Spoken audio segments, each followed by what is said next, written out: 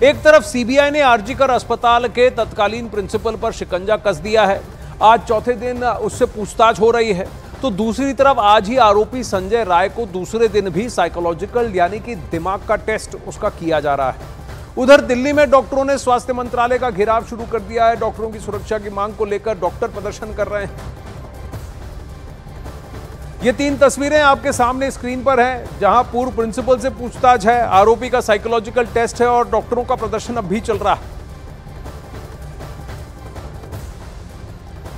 अब उधर बीजेपी के नेता और केंद्रीय मंत्री गिरिराज सिंह ने तो ममता बनर्जी पर मुकदमा चलाने तक की मांग कर डाली है। उन्होंने आरोप लगाया कि ममता सरकार सीबीआई को सपोर्ट नहीं कर रही है और सबूतों को मिटाया जा रहा है। पश्चिम बंगाल में छात्रा के साथ जो अपराध हुआ है उसके बाद सारे डॉक्टर देश भर में ज्यादातर हैं वो सड़कों पर उतरे हुए हैं और ममता सरकार पर हमलावर है। केंद्रीय मंत्री गिरिराज सिंह जी हमारे साथ, क्या अब आप मांग करते हैं? पूरे देश में इसका असर देखा जा रहा है गिरिराज जी। देखिए, बंगाल में समझ में नहीं आता है कि ममता दीदियों कहने में शर्म महसूस होता है। ममता जी सड़क पर उतरी है, वो क्यों उतरी है? मुख्यमंत्री वो, स्वास्थ्य मंत्री वो, शासन उनका, गुंडे उनके, अपराधी उनके, बलात्कारी उनके, इसलिए उतरी हैं कि इनके चेहरे कालिक से पुत गए हैं और उस चेहरे के दाग को मिटाने की कोशिश बंगाल में उबाल है इनके खिलाफ। आज उनके पार्टी के नेता शुभेंदु शेखर जी आखिर क्यों किए?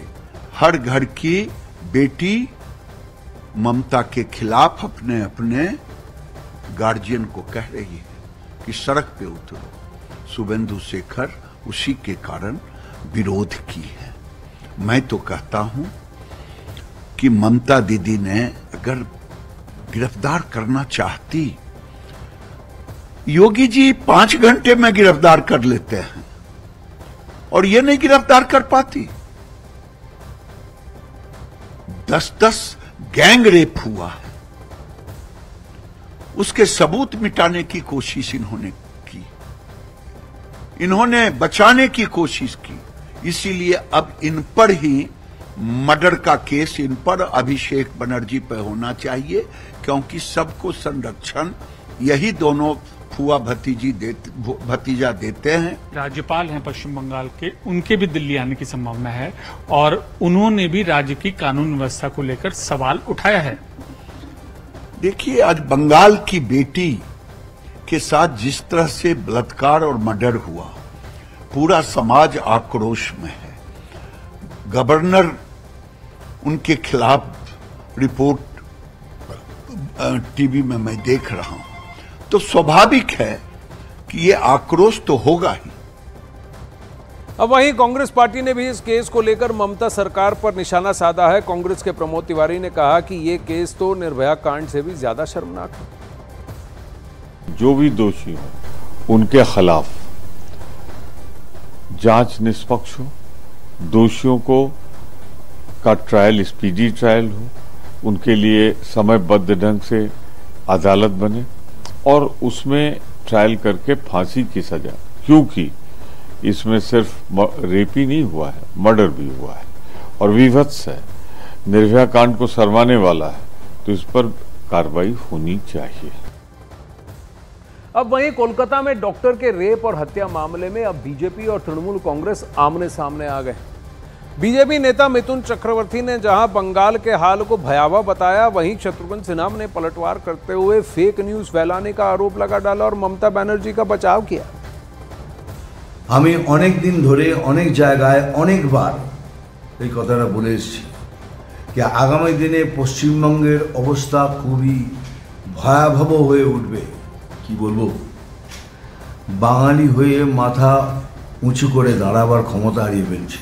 कोई भी घटना होती है, भले ही बहुत जघन्य घटना है, लेकिन सीधे मुख्यमंत्री पे ही आरोप लगाते हैं। अभी आपने देखा होगा कुछ दिन पहले संदेश खाली में किस तरह से उन्होंने मुख्यमंत्री का वहाँ भी कहा था इस्तीफा दो, और मुख्यमंत्री के ऊपर कैसी कैसी बातें कही। अपमान करने की कोशिश की। यहाँ तक कहा कि मुख्यमंत्री को शर्म नहीं आती है। ये बड़ी शर्मनाक बात है और देखिए उसका लोगों ने कैसे जवाब दिया। बीजेपी नेता स्मृति ईरानी ने भी एक बार फिर ममता बनर्जी को घेरा और उनके प्रदर्शन पर प्रश्न उठाए। वहीं समाजवादी पार्टी के नेता घनश्याम तिवारी ने महिला सुरक्षा और स्वास्थ्य कर्मियों के लिए सिस्टम बनाने की बात कही। एक लड़की का बलात्कार होता है अपने ही अस्पताल में, वो चिल्लाई तो किसी ने अस्पताल में सुना नहीं। मैं दोबारा कहती हूँ, तेरा रेप मेरा रेप की पॉलिटिक्स को बंद करें ममता दी। प्रदेश की होम मिनिस्टर ममता जी हैं। हेल्थ का चार्ज किसके पास है? मुख्यमंत्री कौन है? तो किसके खिलाफ वो प्रदर्शन कर रही थी?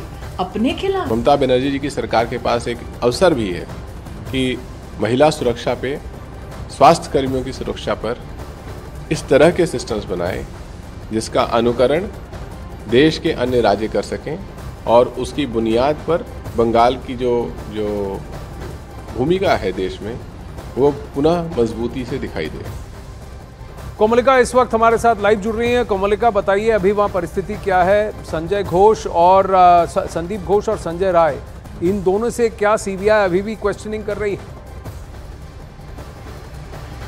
हाँ बिल्कुल, लगातार क्वेश्चनिंग जारी है। संजय राय से तो जारी है और डॉक्टर संदीप घोष जो फॉर्मर अध्यक्ष है इस हॉस्पिटल का, आरजीकर हॉस्पिटल का, उनसे भी लगातार शुक्रवार से लगातार उनसे सवाल किया जा रहा है। शुक्र, शनि, रवि, आज सोमवार है, 4 दिन हो गया, लगातार 13-14 घंटा करके उनसे बातचीत किया जा रही है। पर सबसे बड़ी बात आनंद इसमें ये भी है कि जिस तरीके से दूसरे लोगों को समन मिल रहा है, पुलिस का ये कहना है कि बहुत मिस इन्फॉर्मेशन, बहुत जो विक्टिम है उसका नाम रिवील हो रहा है। पर जैसे आज डॉक्टर कुणाल शर्कर, उनको बुलाया गया है, जो एक बहुत ही महत्वपूर्ण और बहुत फेमस डॉक्टर है, डॉक्टर सुबर्ण गोस्वामी, उनको बुलाया गया है। फिर ये सारे जो समन्स हो रहे हैं इसमें भी काफ़ी चहल पहल है। कोमलिका, एक बात बताइए, ये वो डॉक्टर्स हैं जिन्होंने जो आरजीकर मेडिकल हॉस्पिटल में हुआ है उसको लेकर के उन्होंने चिंता जताई। पुलिस अब इनके ऊपर एक्शन ले रही है, जो उनको कार्रवाई करनी चाहिए वो करना चाहिए, या जो इससे चिंता जता रहे हैं उनके खिलाफ इनको एक्शन लेना चाहिए? बिल्कुल यही सवाल उठ रहे हैं और यही सवाल अभी हमारी बात हुई है कुणाल सरकार के साथ। उन्होंने भी ये बोला कि 9 तारीख जो हिरोशिमा नागासाकी में बम गिरा था, वैसे यहाँ पर भी बम गिरा। उन्होंने कहा it was a double rape. उनको लगता है कि एक लड़की की बलात्कार करके हत्या तो कर दी गई, जो सिस्टम है उसके ऊपर भी रेप हुआ, ये उनका कहना है। तो बहुत ही एक रेप्यूटेड यहाँ पे एक हॉस्पिटल का वो डायरेक्टर है, इस तरीके से उनको बुलाया गया है। तो ये सिर्फ नहीं आनंद, सुखेंदु शेखर रॉय जो राज्यसभा एमपी है, उन्होंने कुछ ट्वीट किया है, उनको भी 2 बार सामन भेजा गया। उनके वकील आज कोर्ट में दरवाजा खटखटा रहा है कि उनको प्रोटेक्शन दिया जाए। तो ये सारे कुछ बहुत आप ये कह रहे हैं कि तृणमूल कांग्रेस के राज्यसभा एमपी ही अब कलकत्ता हाईकोर्ट का दरवाजा खटखटा रहे हैं अपने लॉयर के द्वारा कि भाई मुझे मेरी ही सरकार से बचा लो, मुझे मेरी ही सरकार से सुरक्षा दो। ये अभी अवस्था है बंगाल की। जैसे आप देख रहे हैं अब एडवोकेट्स एसोसिएशन भी सड़क पर उतर आया है कि रियल कल्प्रिट, जो असली कल्प्रिट हैं, उनको आप सजा दिलवाइए और हमें जस्टिस चाहिए। अब यहाँ पर तो लॉयर भी सड़क पर उतर आए हैं। कलकत्ता हाईकोर्ट वैसे ही बहुत तीखी टीका टिप्पणी कर चुका है कि जिस तरह से इन्वेस्टिगेशन चला, यहाँ तक कह दिया कि इस मेडिकल कॉलेज को ही हम बंद कर देंगे अगर आपसे नहीं चलाया जाता तो। कोमलिका, बिल्कुल ये हाईकोर्ट के लॉयर्स उतरे हैं, हर डॉक्टर्स उतरे हैं। और मैं आपको बता दूं आनंद, मैं इतने साल से यहाँ पे पत्रकारिता कर रही हूँ।